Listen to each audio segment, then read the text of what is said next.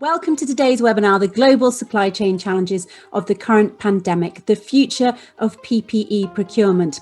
This webinar aims to inform the global discussion on supply chain challenges of current times. I'd like to say a huge thank you to AIDEX and Development 2030 for the opportunity for us to do this webinar today.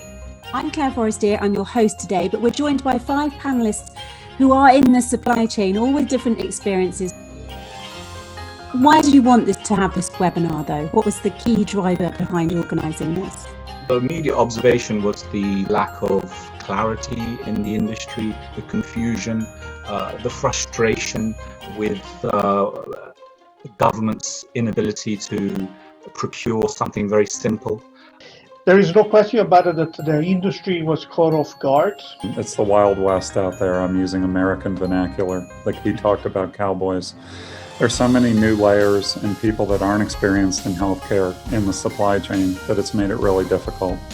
And it's also driven the price up substantially. When COVID-19 took over Bangladesh as a part of our response work, we immediately thought of supporting the medical professionals as well as waste workers with PPE and placed order for them. Clearly, with a crisis of this magnitude, we had to respond very quickly. Those items had to be supplied to hospitals and healthcare agencies around the world.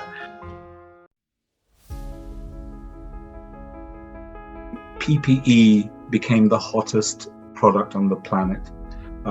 Global demand exploded and supply chains simply weren't ready. What does resilience look like? What does capacity look like? And within that capacity, can we then start to think more about sustainability so that the knock-on effect, the compound effect is significantly reduced? I see as the future is try to enable people to do more self-sourcing. The governments and the healthcare facilities, no matter where they are, to go direct to reputable manufacturers. And the government specifically with the PPEs coming from China, where the government of China stepped in and put in also some new regulations or some customs regulations which were changed without notice, week by week. It means we were not properly guided. Governments all over the world were being scammed, and therefore it became a bad word. Okay, or confiscated because of some kind of regulations that were not adhered to. So we found ourselves with shipments that were paid, but we were not able to deliver because of those complications. So it was a total mess. It's trust or lack of trust. Thank you for sharing it, and I feel your frustration and the confusion and the complexity around it all, and so many issues that you raised there. There are around 194 billion items of single-use PPE are consumed every month currently. Experience transportation costs from the low $4 at one point to over $20, $25 a kilo. What's the biggest problem for you?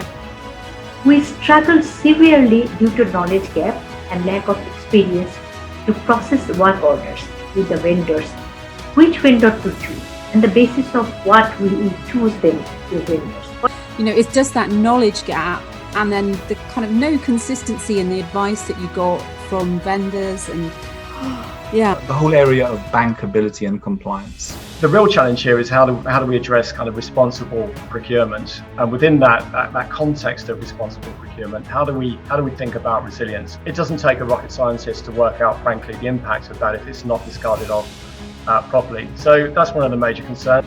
Different vendors were asking for different price for apparently for the same product. If you can't engage with major banks to perform these transactions, if trade finance tools are not in place, then these large transactions cannot be facilitated. We don't want to create a second crisis here, which is both environmental and humanitarian with the discarding of these particular items. So on the sustainability side, obviously a tremendous amount of research and development is required, and that's one of the things we're doing. Where Thank you. Well, I mean, let's talk about mitigating the problems, because you guys work in it. You must have all those moments when you go, well, they should be doing this and they should be doing that. Sort of held at ransom that you had to pay more. So it was really a nightmare. So it was a hell of an experience, and some people were caught off guard, especially on the quality controls, and that's the best to put it. What is lacking in the world is a globally recognized or even a nationally recognized accredited course of some kind, some sort of a training. It's like, well, since we solve one problem, we start another problem, doesn't it? It does feel a bit like that. It's like it's what comes first, the chicken and the egg, or that old story. It's like, where do you start on the chain to get it right? That it's easy for someone to fill out a form and they're a verified buyer, and we have verified sellers that are verified by independent groups, and you put the two of them together with technology and they transact.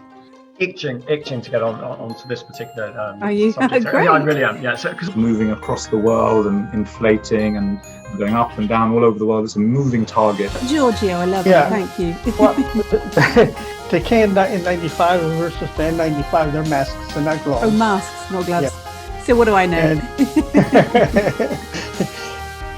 Are we ready for the vaccine distribution capacity and technically in terms of temperature control and all the other health and safety standards? Leadership is really, what's missing, what's needed, and we all have to lead in our own way. Oh, you're muted. Word Yep. of the year.